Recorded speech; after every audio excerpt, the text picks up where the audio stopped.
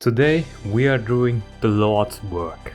With that I mean Lord Volta, because this is an N64, this is an EverDrive, this is a GBSC upscaler which only works with RGB modded N64s. Here's the RGB mod and here's the cable. It's a cheap mod, but I live in Germany. Cannot really get like high quality Volta or any sort of that like mods that are recommended on retrorgb.com. I got this on Amazon, got this on eBay Marketplace. So the plan for this video is take this apart, clean the shell, make it look nice, as nice as it can, install the RGB mod, test it.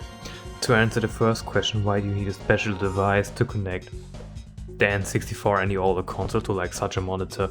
It's because you have the original cable with the RCA jacks, you can use them.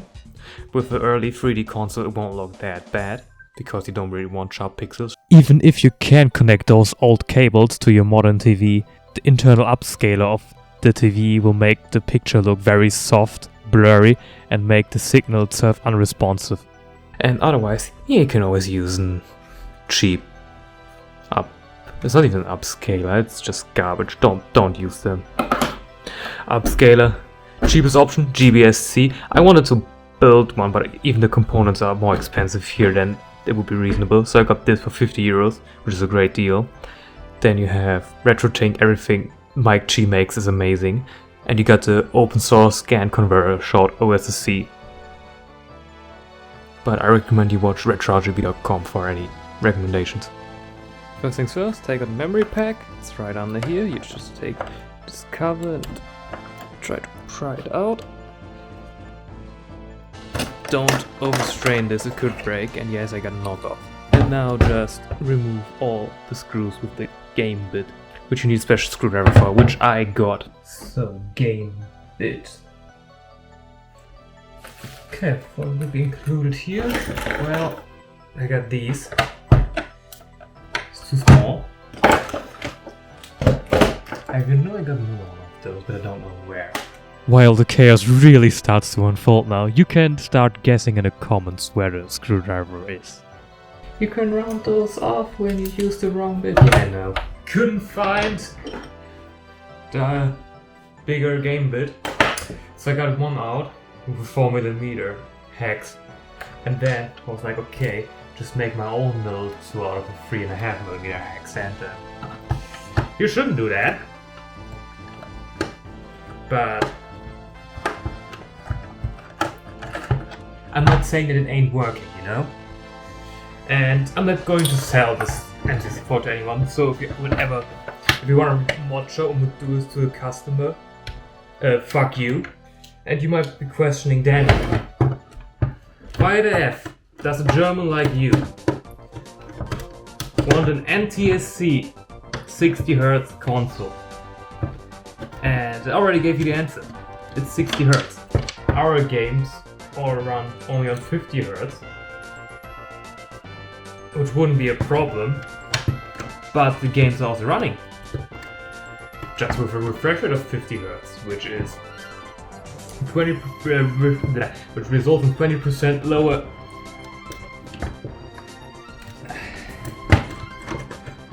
speeds during game. If you, for example, look at, I think the greatest example would be Mario Kart 64. The timer runs slower than actual real time. So yeah. And what do you need to know to figure out if your console's RGB moddable? First off, European consoles forget it except if it's French, and the easiest one to get are Japanese models. And then it's a NUJ1 model, which should be compatible in the most cases.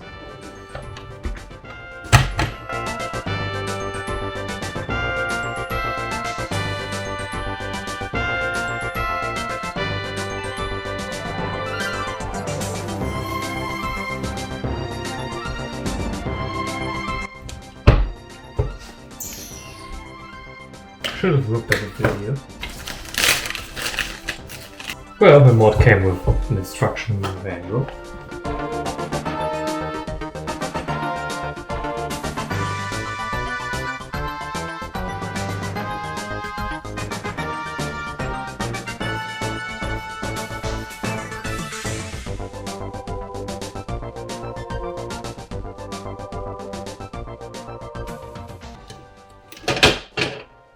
So now the part where I just realized how much of a badass Vulture and all the other modders actually are. Because when they do in their videos, like here, way zoomed in, you're like, it's super easy. Come on. I just go to the tip of my soldering. I was like, yeah, it's super easy. And then you just look at this and you go like, this is as big as my thumb. Which is now on there and soldered in place. And we will go with a cheap soldering iron and cheap solder because it's the only thing I got. But we can't make it work. This is a solder spot. And kind of afraid which one to solder, which one not. I will check video. I'll make sure there was a QR code in the instruction manual and yeah. Give me a second.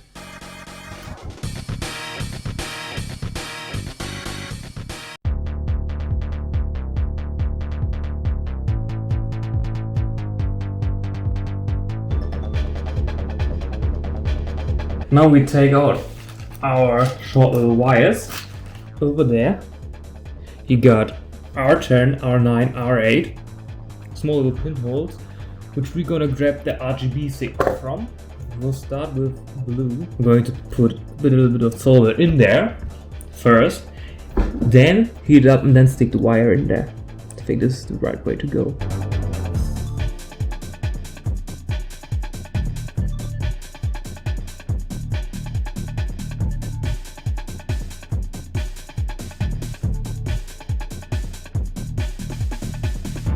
Now I will make sure, get a multimeter, do a continuity test, see if we gap any of these.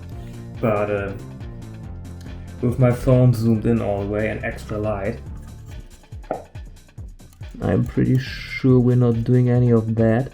So now we will pre-tin these pads.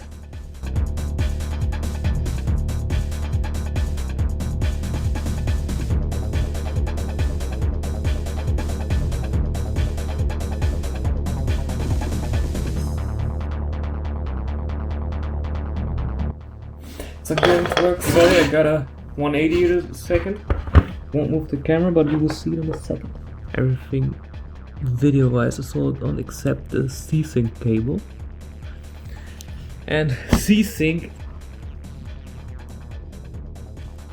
I haven't understood how it works yet, but I just know that it needs to be done. So step 6. Early N64 drives and buffer C-Sync to the multi-out. If Q1, R16, R15 and C1 are present and you have a proper C-Sync cable, connection can be completely skip the following steps. Well, those are those three. Buffer C-Sync to the multi-out. Okay.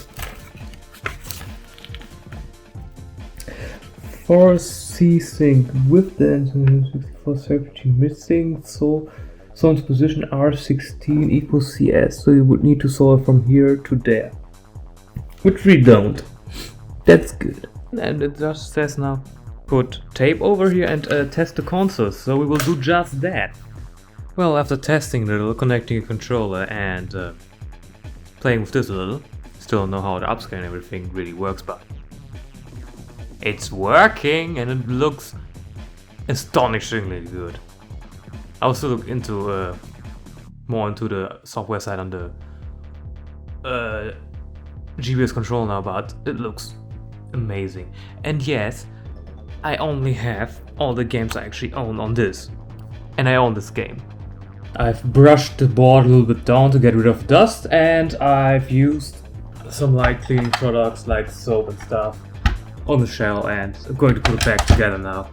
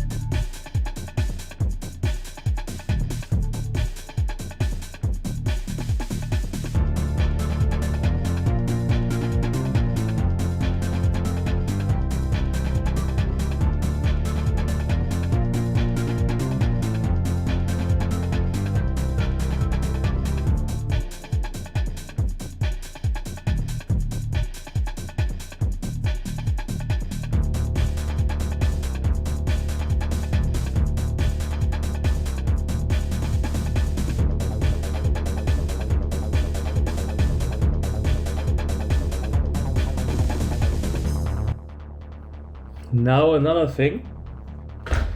The N64 cartridge slot. When you look inside here, I don't know if you can see anything, but there are prongs right here and there, which are used to differentiate the Japanese NTSC consoles versus the US ones. And my copy of Ocarina of Time is US. This is a Japanese console, so you can either just break those tabs off, or if you have a 3D printer, just buy the part online. Get this adapter without anything in it and just switch it out.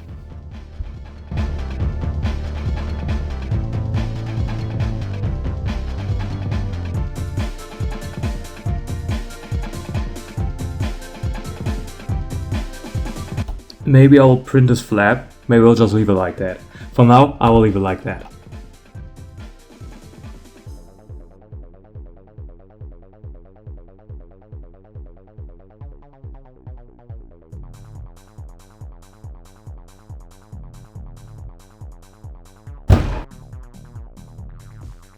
So now for our final video comparison. On the left side we have camera footage directly from my TV. In the middle we have the direct capture out of the upscaler. And on the right we have the baseline, which is just the TV without the upscaler.